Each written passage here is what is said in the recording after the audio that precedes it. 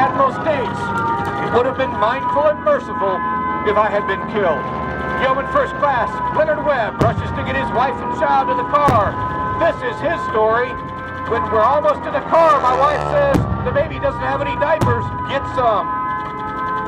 It's the end of the world and my wife has me chasing diapers?" As word of the extent of the devastation reaches Washington, the country is stunned. Later that day, President Franklin Roosevelt addresses a shocked nation. Yesterday, December 7th, 1941, a date which will live in infamy. The United States of America was suddenly and deliberately attacked by naval and air forces of the Empire of Japan. The attack yesterday on the Hawaiian Islands has caused severe damage to American naval and military forces. I regret to tell you that very many American lives have been lost. With confidence in our armed forces, with the unbounding determination of our people, we will gain the inevitable triumph, so help us God.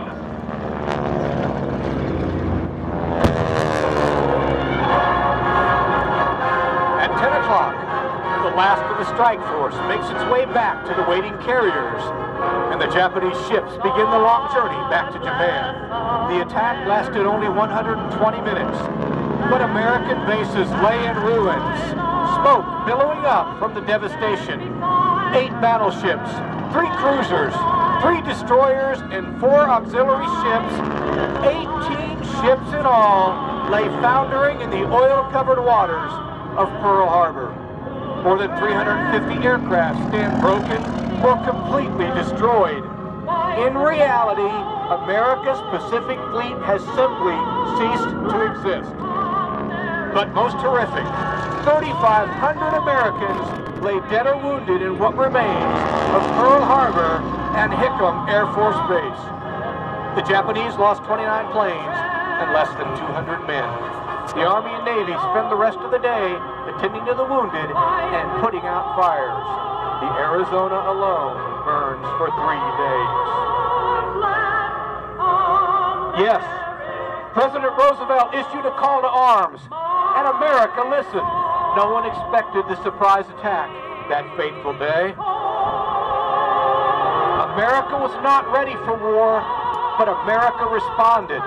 America pulled together, and America was victorious. Young men joined the armed forces to defend this nation. Women began working in factories, working long, hard hours to energize industry and produce the needed materials to send a nation to war. Families rationed food and gasoline and many other items, sacrificing their own needs for the good of a nation. Liberty Gardens sprung up around the country so food could be sent to troops abroad.